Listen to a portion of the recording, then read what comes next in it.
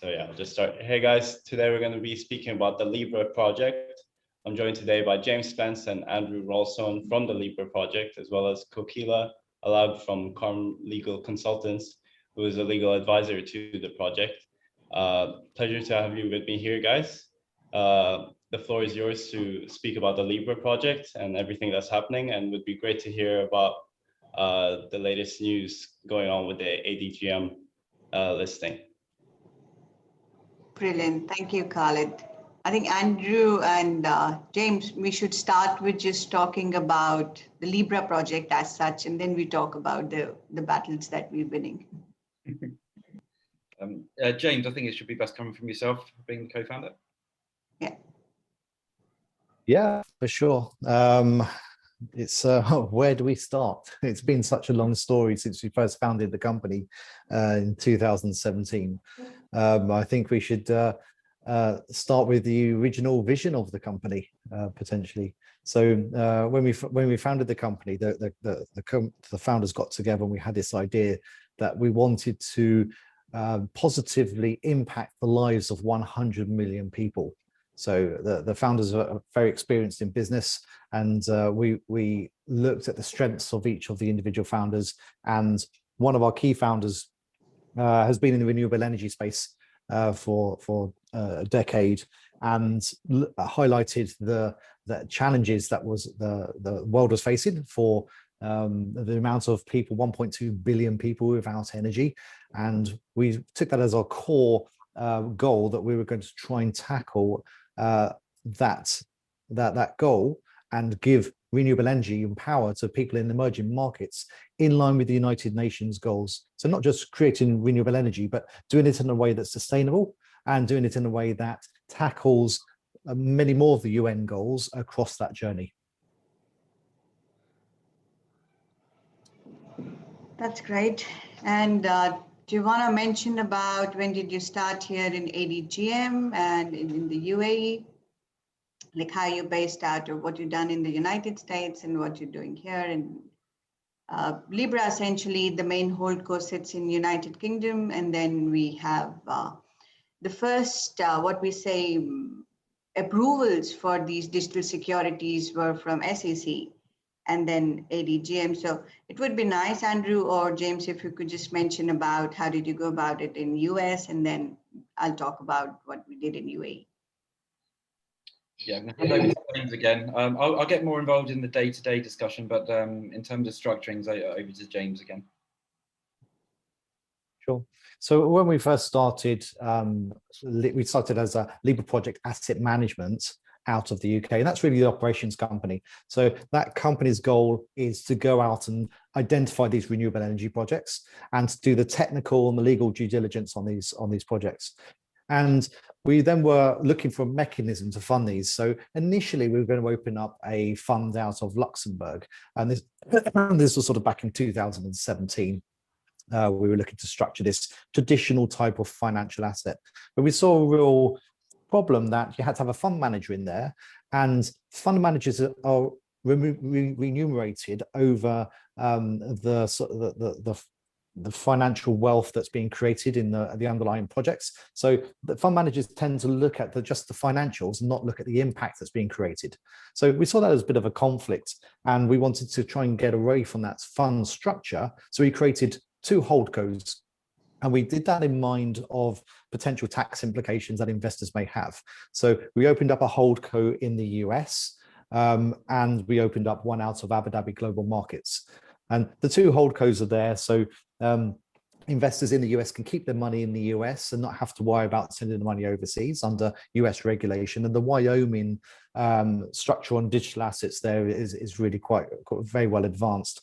So we opened up a Wyoming entity, and we structured a Regulation D506C out of Wyoming, and that's has a regulated FINRA broker-dealer involved in that offering, and that's live. And simultaneously, then we opened up a company in Abu Dhabi Global Markets, and Abu Dhabi is really a key position for us. The company, a lot of the teams based in Abu Dhabi. ADGM is central to the business operation between Asia and Sub-Saharan Africa, between the two locations. But ADGM itself has got a very advanced regulatory framework around digital securities and digital assets. And it was very the regulators there are really sort of helpful compared to most regulators in the world. They really want to embrace digital securities and make sure it's done right. So we've been working with those guys for the best part of since early 2019 to create this structure that we can then tokenize and have then offered as a digital asset out of ADGM. So both these have now been given the sign off, and so the SEC has given us the go ahead that we can move forwards there, and ADGM has listed us as a deemed digital asset or deemed digital security on their website.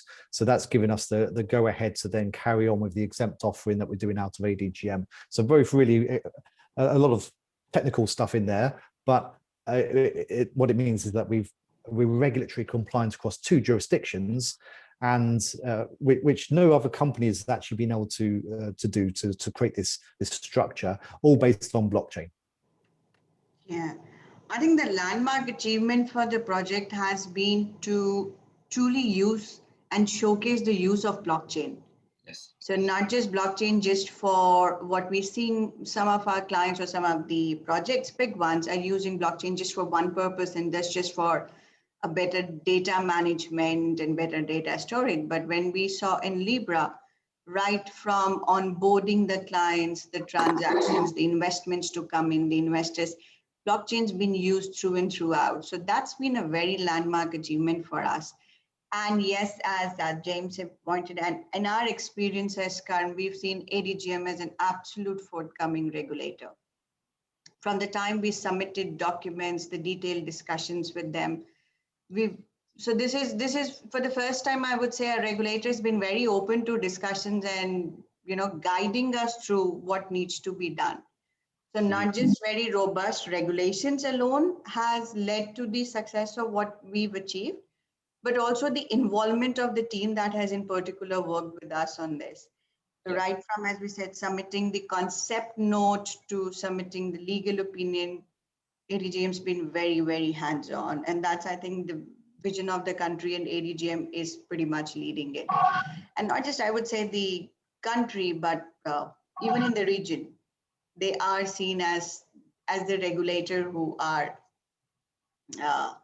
absolutely leading this space. So as we speak, in fact, I have just received 10 minutes back that even DFSA has launched their consultation paper this morning for digital securities. So that's really good to see. So ADGM started with it, then we had ESCA, Securities and Commodities Authorities, coming out with the law, and now even DIFC embracing it. I think it's very exciting times for us here. And also, it's not just the regulators, the support from the investors, the market in general has been very promising here. Yeah. The timing now is ideal for us launching this into the market, and to have the alignment with ADGM and is fantastic. And just adding to ESG, there's probably seen in the news a lot of things like greenwashing, which is a hot topic at a hot subject at the moment, where companies aren't really reporting exactly what's going on. So people are putting money into ESG investments, environmental social governance investments, and they don't really have a mechanism to report back to the investors exactly what's going on in the company. So what we've been working on using blockchain is to give that level of clarity within the company to how it's operating. So just as an example, so adding in IoT devices at source of a renewable energy project. So what does that mean? We have this Internet of Things device that we can put in at the actual project base that collects data of maybe energy being sold, energy being created, even the carbon, even the emissions of the project itself, the carbon offsets, and feed that data live back into blockchain, and then show that. So we've got a record going into blockchain, and at the same time showing that data live on our platform. So an investor can see exactly what their digital security ownership is doing in terms of its impact it's delivering at the project site. So when I talk about live reporting, if you look at someone like BP or Shell, they do 4 financial reports per year. So every quarter they release their figures. So, and they maybe do one environmental study on an annual basis, but by the time that's released, it's already out of date. So what we want to do as a company is to make this live reporting. And there's no other company in this space that has managed to get it live, but also live reporting, but having blockchain underneath there. If the government turns around in 10 years' time and says, prove or show us that data that you've been collecting over the last 10 years. We've got that immutable ledger of data stored on blockchain that we can go back to them and say, this is the carbon offset, this is the amount of jobs we've created in your country, and this is the positive impact we're having. So, you know, it's all there, it's all transparent. And then really that's why we want to have blockchain underneath the whole of the company, from the full end-to-end service of blockchain integration. Absolutely, transparency is the key. You know, this is where we see this, pretty much why this is a breakthrough technology, because an investor, a regulator, your shareholder, public at large can see where the project is heading, what is happening with their money. So, you know, the whole idea of how you pretty much in the traditional world could tamper with documents, it's pretty much restricted. So one of the key requirements that we are facing globally everywhere is that when it comes to now KYC or doing an AML check on your investors or your potential partners, it's now becoming mandatory for any business, whatever your size or whatever activity you would be. Using blockchain has made that a lot easier, and I think given a lot of comfort also to the regulators who are encouraging you to dwell more into these. Yeah. So with that, I think in Libra, I remember discussing the KYC bit quite in details with ADGM and saying that this is how we're going to make sure that the investors are protected. So that's a big thing that we're seeing, and UAE in general is promoting it quite aggressively. Yeah, absolutely. You know, A lot of KYC that's being done, I see through onboarding platforms at the moment. It doesn't go into enough detail. It doesn't cover, it asks some certain questions, but doesn't go into sort of maybe politically exempt persons and other things. So it's kind of just skimming the very top layer of KYC and AML, but it doesn't really dig deep. It doesn't ask for source of income. It doesn't ask for proof of where people are actually earning their money. It doesn't start digging around into questions of where this money's come from, how it's been earned. And really for us, that's really a key point. We want to know where, we're not being nosy into our clients' money or our investors' money, but we want to make sure that the money that goes into our projects, because these are projects that are there to promote social good and make change, that the money that comes in is all good money. Yeah. So and we want to make sure our investors are aligned with our vision of creating this social impact. Yeah. It's absolutely any technology used for a greater impact and for better and bigger goals in life is always supported.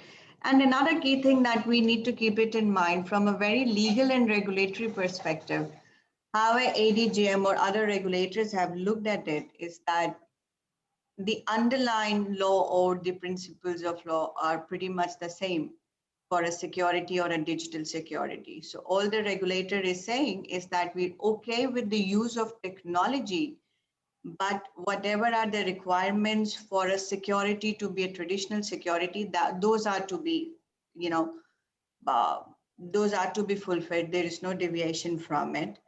But the use of technology just makes it easier for them to look at it. And also currently in Libra Project, what we have is an exempt offer. So these are all private placement documents. So when we have looked at it, we've drafted it pretty much from a very traditional perspective, how you would look at securities in general. And that's the approach, that's the guidance we've got from ADGM. And then going forward, I am looking forward to many more projects like that to come in. And now with the DFSA also, so we'll have 3 financial regulators in the country, you know, being in the same space. So this just shows that UAE is gonna be the destination for anybody who's looking at doing anything in the tokenization space. It's quite interesting for us. Yeah, I think there's a lot of companies out there who are who've fallen by the side because they lacked the corporate structure and the corporate governance, and tried to launch, you know, a digital offering without really the thought there. A lot of good ideas out there, but they didn't have the corporate structure, and maybe that sort of help from a legal counsel like Calm have really guided us to do. So there's been a lot of failings on that side, but when it comes from us, it's with ESG, the G bit is all about the governance and having that correct legal structuring in place before we even go to market and before we even start bringing on capital. And Calm have done a fantastic job on that. Maybe Kokila can just cover some of the documents that you've helped us put together. Yes. So right from what the information memorandum, the private placement document, the subscription document should be like, we've looked at it, and fortunately, from the very beginning, Karma has always tried to create that bridge between traditional laws and the new technologies. So every time we've looked at a new technology project, we've always looked at it that how does it fit in the current laws and regulations of the country? The technology, the solutions that one comes up with could be groundbreaking, but pretty much we have the jurisprudence, we have the understanding, and we have the clarity in laws in pretty much all the countries. It's just that we have to see where it closely gets fit to it. And secondly, with the regulators also going in that direction, Karma has always advised the clients that you need to be very well organized. At the end of the day, this is a business. So corporate governance is the key element. Corporate structuring, knowing what your business is, how you want to plan it ahead, is the essential part of it. Technology makes it easier. Technology, yes, enhances the speed, the way things are done is a little different. But at the end of the day, let's not forget, it is a corporate entity. Libra Project using blockchain, but at the end of the day, it is a renewable energy project. So it has very traditional business, legal, regulatory understanding globally. One doesn't have to change that. So while, you know, we're seeing many projects, many clients, many queries are coming out to us for tokenization, they're a lot better now. Till about a year, 2 years back, people were still looking at security token offerings as a replacement for what we saw in the ICOs and quick money coming in from the investors and just an idea which is getting funded. But now when we talk about a security tokens or a digital securities, let's not forget, those are for legitimate, good understanding businesses. So as James put it, that they started this in 2017 and 2019, the whole course was set up. So a corporate structure was already thought of that this is how we're going to enter the market. This is how the company is going to acquire project. This is how the company is going to go and raise funding for it. And have that patience and the bandwidth to go through that journey. So a lot of time in Karm, we are seeing that clients are reaching out to us and they've heard about what's happening now with ADGM. They're very excited to see what Libra has done. And then the first question they ask me, how much time did it take? I'll be like, company, maybe 5 years, 2 years before they set up the holding company. They said, it shouldn't take that long. It's so easy on the technology. I said, now that's the interesting part. You want to go the securities route, you need to be prepared for it. That's fundamentally, we don't see it changing anytime soon. We, in fact, now are seeing in the last month and a half, clients who are coming to us and saying, oh, okay, so it is at the end of the day a security which has been deemed, a digital security which has been deemed as a security. So then we go through the whole process with them and saying, it is going to be a journey. Are you ready for it?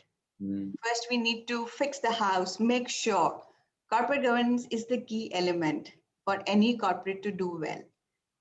To have the right shareholders, to have the right advisors working with you, be it your underwriters, your broker dealers, people helping you raise money, your tax consultants, your auditors, your lawyers, all need to work collectively. It's a great team effort.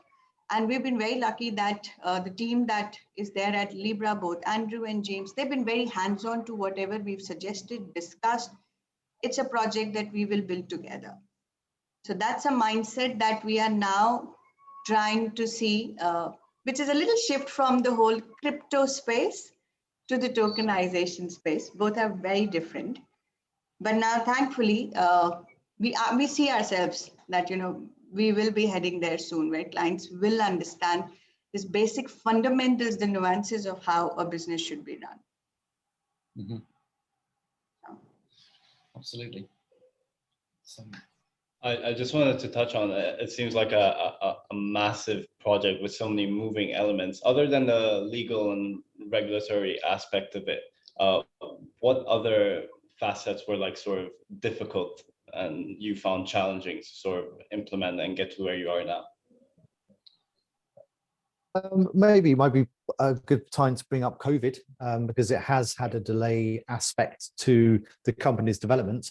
We went out and visited a number of projects over in Thailand and in the Philippines and places like this pre-COVID, where travel was easy. We can go and see the projects, do the technical due diligence in a very easy manner. 2020 obviously changed that, so it's been quite difficult for us to go and physically see the projects that we want to potentially acquire and do that technical survey. But what we have been doing is, where we've got staff already on the ground in the Philippines, we've kind of changed jurisdictions and allowed those staff to carry on looking at projects in the Philippines and parking some of the projects that we had in Thailand, and just speaking to the guys there saying, look, we can't take on these projects yet. We'll revisit these once we've got the freedom to travel. So projects have been sort of coming and going, but it certainly has sort of slowed us down in acquiring or not even purchasing projects, but certainly doing the technical due diligence on these projects. We'd like to be further ahead, but COVID is what it is. So we have to, as a business, be flexible and work around that. It has actually presented more opportunities where there's projects that haven't potentially been able to raise capital because they haven't been able to have inward investors going to see them. So we've been looking at some of these distressed assets and potentially looking to bring those on board onto our system as well. So COVID has had its positives and negative effects. I'd say one other challenge has been, being a startup and still in the pre-revenue stage is resources as well. We all wear many hats within the organization. I mean, that's expected with any startup. So for us to effectively achieve what we have done to this point, which is effectively structure the company and get ourselves in the position where we can actually move forwards, that has been a challenge, but it's been a challenge that we've actually succeeded in.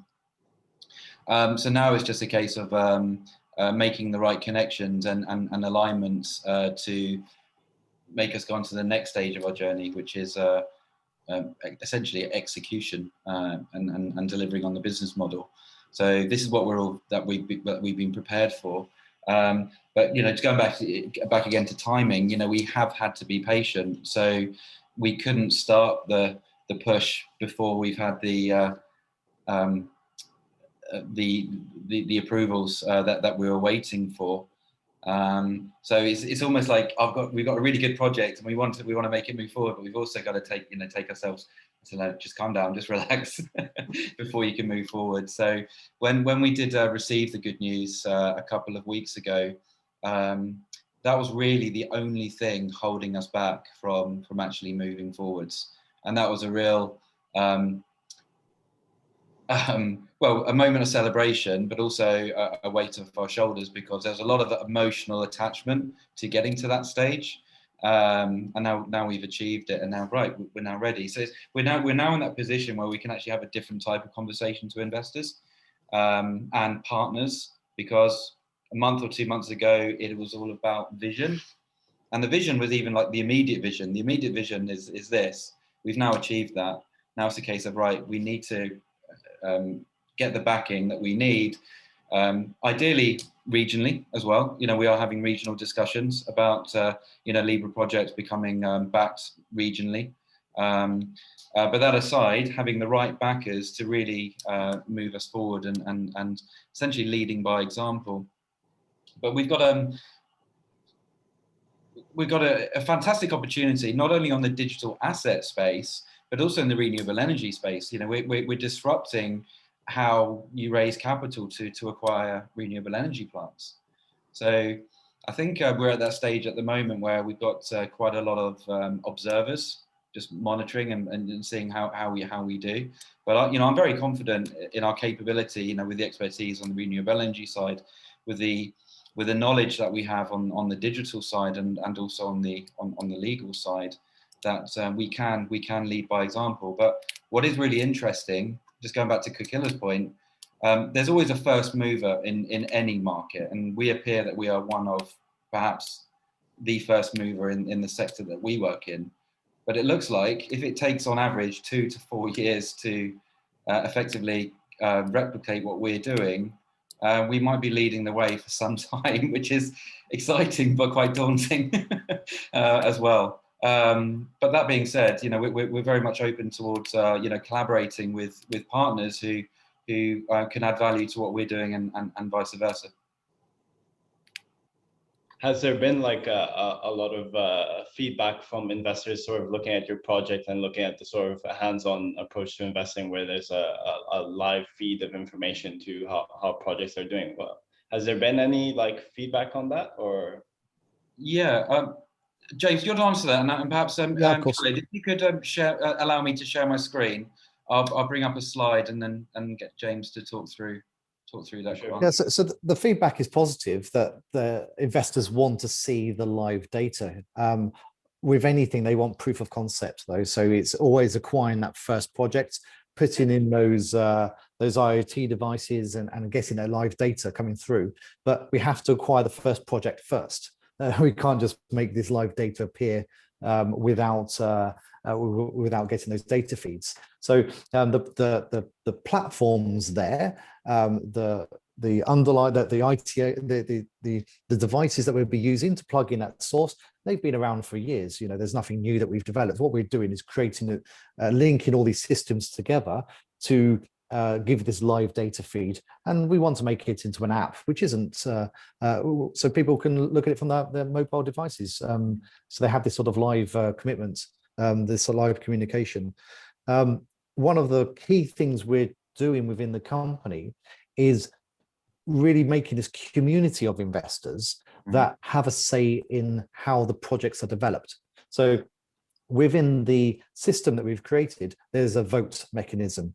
Yeah. And what that means is that as an operational company, we go out and we find these renewable energy projects. We do the technical and the legal due diligence. We then get that verified by a third-party company. And once that's all verified, we then present that project to the two holdcos for the investors to vote on whether or not their money is used to adopt that project. So most companies will just buy projects and do what they want, and have the CEOs and the board of directors make the decisions, and you trust that they are making the right decisions on your behalf. Well, we're going to give full disclosure of everything we're doing and get our investors to vote on which projects we acquire and how much impact we make. So as our projects get released, energy is just the first concept. So renewable energy is, when we take on a project, renewable energy is the first thing we're going to look at. But then once the project is up and running and we have the renewable energy then working, we can then look at other things around there. So we've built a foundation as well. So 10% of our shares are owned in a foundation, which will receive the dividends from the projects at the same level as the investors receive the dividends from the projects. So that foundation is going to start accruing money inside of it.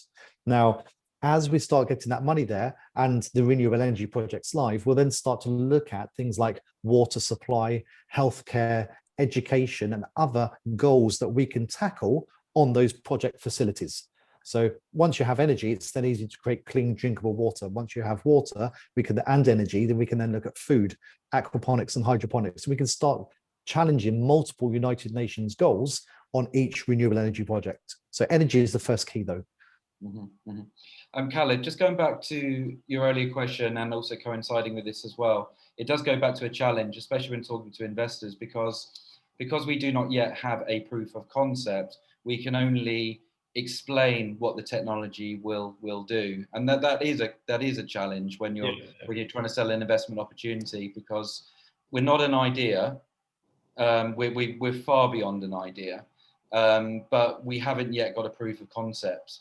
So the types of discussions we're having at the moment with, let's say, strong caliber investors is we give them an indication of the initial capital that we're looking for in order to make our first acquisitions, which then becomes the POC. And for myself, when that data is live and accessible, then the opportunity for us is all about scaling, really, because once the evidence is there, then there isn't any doubt that the data speaks for itself, and at that point we can really scale. And the size of the market that we're operating in, there's unlimited scaling opportunities. But we're at that stage where we've got to go one foot in the other, and really show capability first.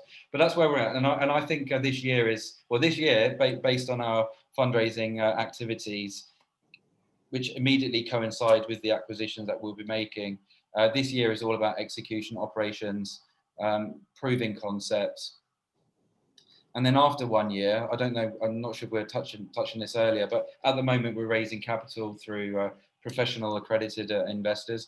But it is our goal to make this publicly available. So leading up to the time when we can actually go public, we'll be leveraging off the SDGs, most notably number 17, which is partnerships, forming enterprise level partnerships to really get awareness in the market and attract the retail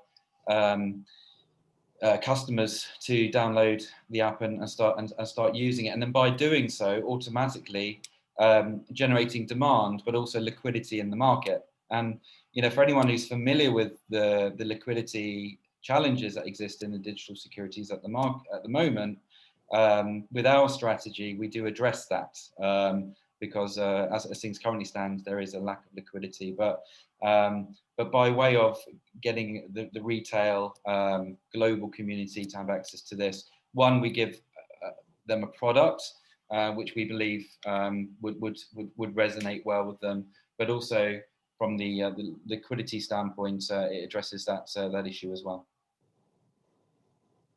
That's very interesting. And from the projects themselves, like how excited are they to sort of work with the Libra project?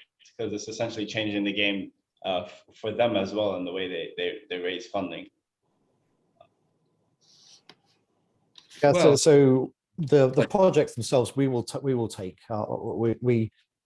They are traditional renewable energy assets. Energy projects, many of them are live, and we will use that money to acquire them, and they will become the operations and management company that manage those projects.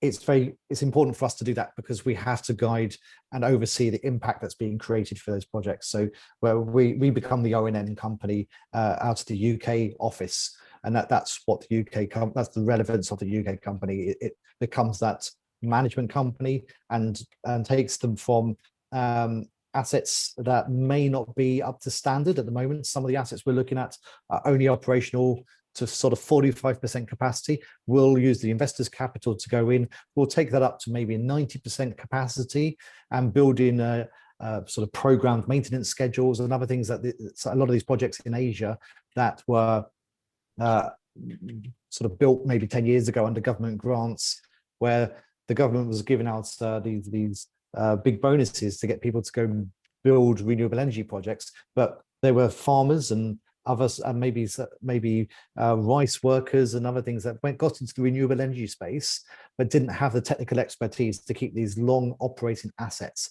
So we're coming in and giving them the needed capital to upscale this, taking the projects off their hands and bringing on fresh staff and training them to a standard where they have the prescribed maintenance schedules put in there and actually making them work more efficiently than they currently are. So, yeah. Yeah. And Khaled, just adding to that as well, I wouldn't say excited is the right word in our case, because at the end of the day, we are a buyer. We're a buyer in the market that the seller's looking to sell to. But what makes us more capable is we'll be competing predominantly with local buyers in those local countries. And because we're positioning ourselves predominantly within the small to medium scale of size of plants,